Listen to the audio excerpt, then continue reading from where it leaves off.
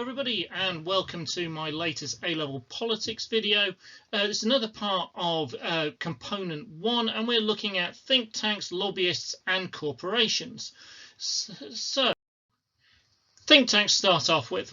So there are, well, think tanks are made up of a group of experts. Experts maybe should have inverted commas around it. Had the level of expertise you have to be in a think tank is maybe a bit dubious, but there are some genuine experts in there.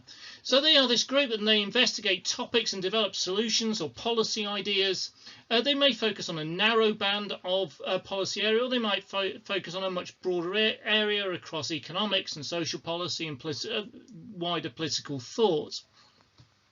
Whilst the civil service, which is a formal government organisation, has to be politically neutral, think tanks don't. They tend to have political leanings.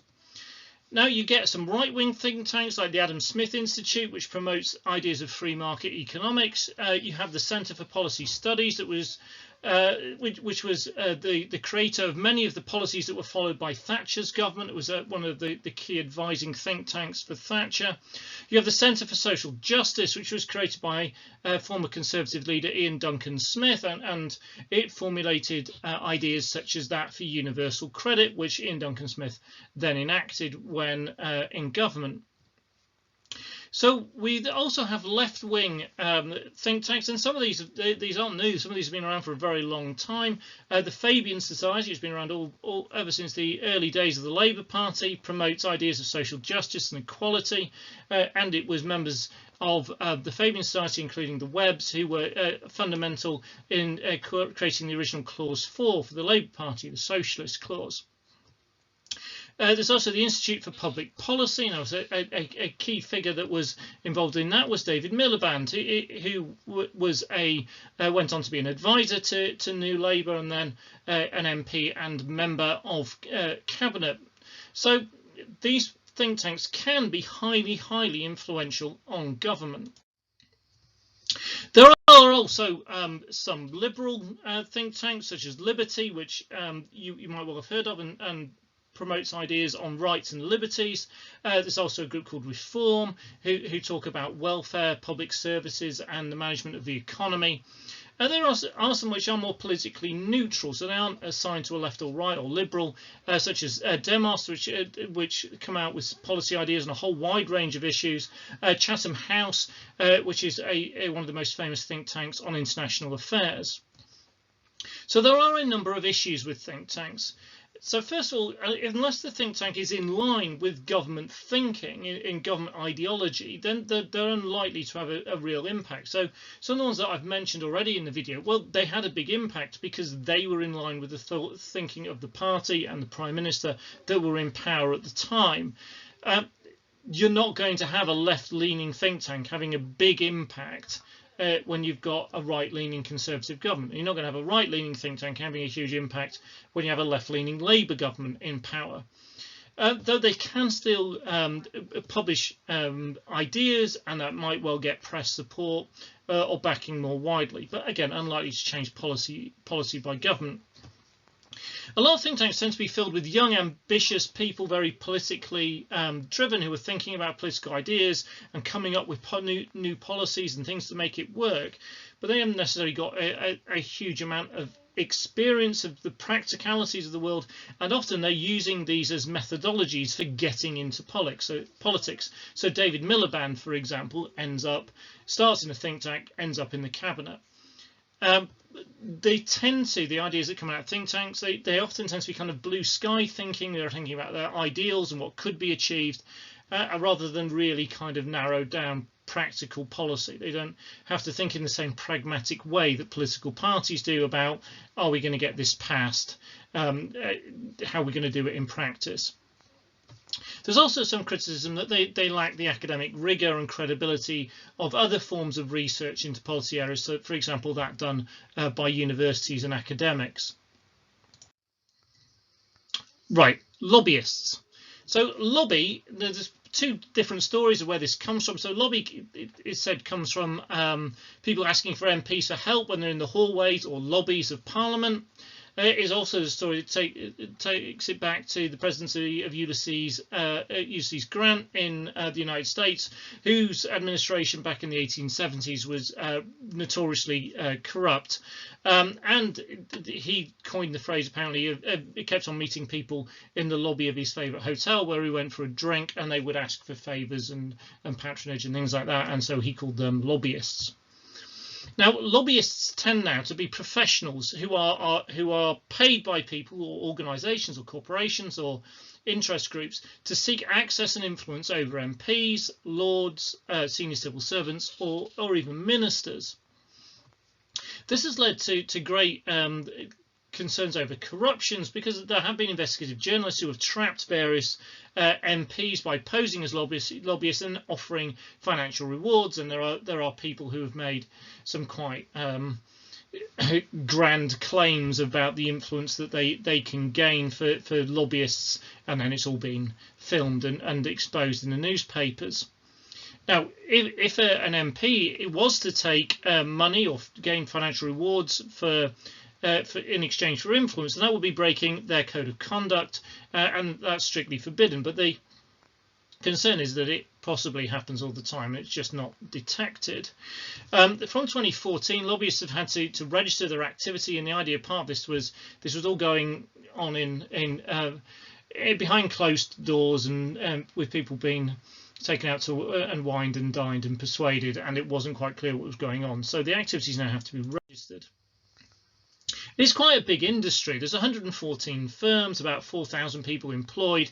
It's an industry worth about £2 billion a year. So this is not small beans. I mean, the UK version is quite tiny compared to the one in the US, where lobbying industry is said to control about $3.5 trillion of government spending. And in the United States, and this is starting to become true in the UK as well, they talk about the revolving door, and this is where people tended to swap between politics and lobbying. So someone who has gone up through the political ranks, and they've been in the Senate or Congress or in the cabinet, can then go into a lobbying group, and because they've got all the contacts back in government on Capitol Hill, then they can make an awful lot of money as lobbyists. Now, the UK governments generally deny, and as you would say they would, that the lobbying groups have any impact on government spending or policy. It does seem like an awful lot of effort that people are wasting if that is the case. So the truth isn't particularly clear. And this is one of these cases, it seems to be really important about who you know rather than necessarily what you know. So a lot of lobbyists tend to be people who seem part of what's known as the old boy network, where they are people who went to the same schools and the same universities as those who are in power, the people who are in the Houses of Parliament and in government and in the senior civil service jobs, and they know each other and they talk over their drinks and they try and persuade people. But it's all slightly a misty room, so a misty kind of world, and it is one that's shrouded by the idea of possible impropriety, and also one where there are concerns about whether democracy is really being done. But undoubtedly, I would say it is having some impact. If it wasn't, then people wouldn't be spending a couple of £1 billion a year on it.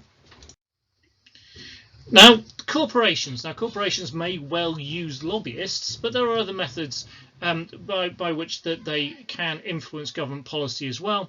I mean, one is very straightforward. It is that a big corporation in a particular industry might be the best people to go to and ask for advice. If you're a government, you're thinking, well, we're thinking about bringing in some legislation in your industry.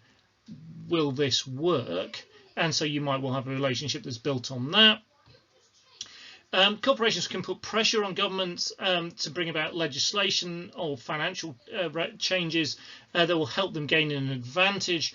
In particular, a corporation of a particular nation state might go to their government and go, look, we're getting hammered by foreign competition, you need to do something that's going to help us, maybe some protective tariffs or something like that. Now, corporations can bring huge amounts of employment, both directly and indirectly, in terms of then other firms who are reliant on the spending power of the people that they employ.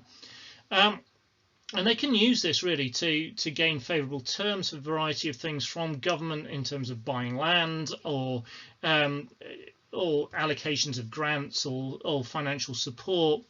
and particularly if they threaten to relocate, out of the country. So we've seen that with Nissan and Ford, and particularly with the banking sector over recent years. And this can really force the hand of governments in terms of financial assistance. And one of the big things that we've seen fairly recently on this is that the banks got bailouts, whilst the steel industry, when it was complaining about foreign competition in its need for financial support, didn't. Now we see that corporations in the UK are not allowed to campaign in general elections, to campaign for parties to get them elected. It's not the case in the US, and you will get corporations supporting political parties there. But we did see them campaigning in the Brexit referendum. The vast majority of business campaigned to remain. There were some, like Dyson, who campaigned to leave. And again, that might make us question the power of corporations politically, because the vast majority of the corporate world came out remain, whilst obviously that's not the way the vote went. So again, we've got a potential political power and money talking, but the degree to which it is working is something you need to make a judgment about. Right, I hope you found that helpful. Thank you very much for watching. Please like, if you haven't done so already, please subscribe to support the channel. I am aiming to fill playlists with the whole of the A-level politics spec, so the more support I can get in doing that, the better. If you've got any comments, any questions, please drop me a line and comment on the video. Right, thank you very much for watching, and I hope you'll catch another one of my videos soon. Thank you very much.